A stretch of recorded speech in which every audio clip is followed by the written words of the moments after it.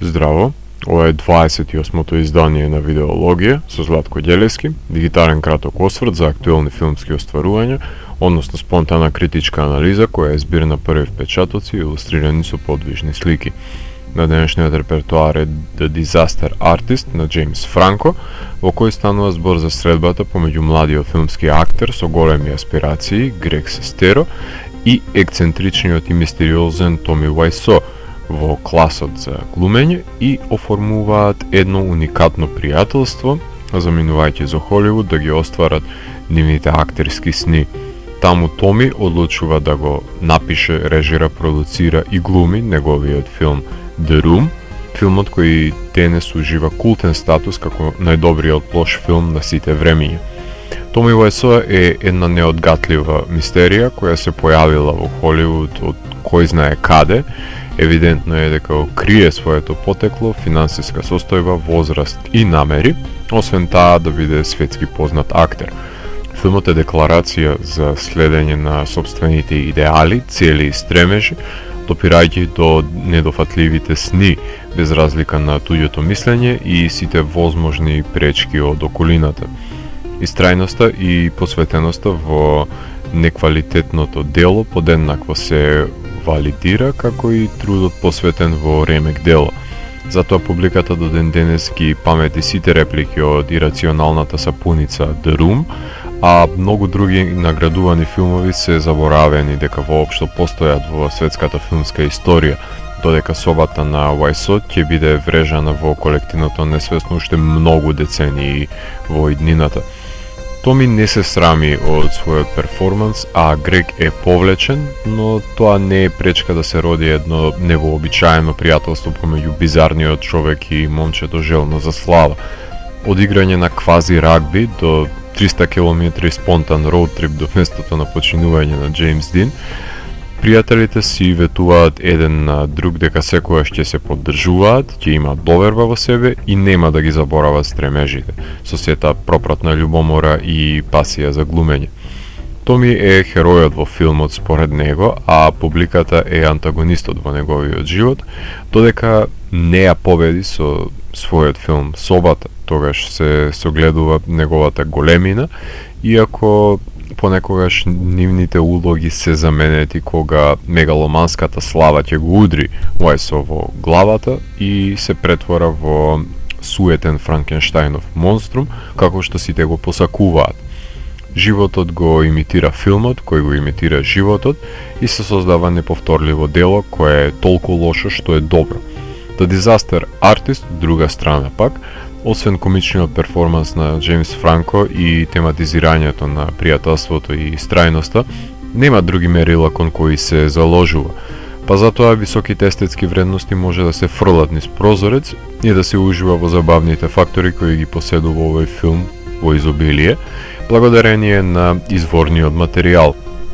Поради оваа нецеловитост сметам дека не му е местото на престижните награди, туку во големи киносали и на екрани во домовите при собрано друштво. Не извршува аболиција на мисла, ниту пак бара интензивен когнитивен процес, затоа што оваа мелодрама не е најголемата комедија на сите времиња. Иако филмот на сценаристите на 500 Days of Summer незапирливо тече низ сите своји чинови од спријателувањето до снимањето и премиерата. Филмот е една рок-н-рол приказна за тоа кога околината тврди дека не си доволно добар да успееш од тоа што те исполнува, но непокорните индивидуи не се откажуваат од нивните дострели по никоја цена. Тавтологијата на пријателите да снимаат филм за пријатели кои снимиле филм е наменска. Одбиениците од Холивуд со навидум хомоеротска поврзаност снимаат собствен филм по нивен терк и деривативниот метафилм ги содржи сите митови поставени од екипата на Вајсо и неговите незаборавни дијалози. Не знам дали е добро што Џони Деп не е консултиран за улогата во филмот, затоа што му треба вакво реанимирање на кариерата, но Джеймс Франко соодветствуваше на потребите на улогата со маниризмот и беше верен дупликант на имигрантот Томи Вајсо. Истото не можам да го речам за неговиот брат Дейв, кој од самиот почеток на филмот е погрешен кастинг за улогата на Марк. Кај Джеймс не се гледа каде завршува Франко и каде почнува Томи, подетално забележливо во завршните споредбени сцени од филмот. Брайан Кренстон, Мелани Грифит, Зек Ефрон и Шерон Стоун неизбежно е да го дадат својот придонес во филмот при љубовта кон собата. Никој автор не е способен да ја процени реакцијата на аудиториумот пред да го прикаже делото, но собата е еден од тие надреални културолошки феномени кои се неповторливи успешни катастрофи. Овациите на полноќните проекции до ден денес не стигнуваат за ова дело во неуспешен манир на Тенеси Вилијамс. Музиката на Дейв Портер, иако е проминентна во неколку од најквалитетните ТВ серии како Breaking Bad, The Blacklist и Preacher, во овој филм нема кој знае колку голем удел. А чест соработник со Роган и Франко е кинематографот на This is the End и Lords of Salem, Брендон Тротност.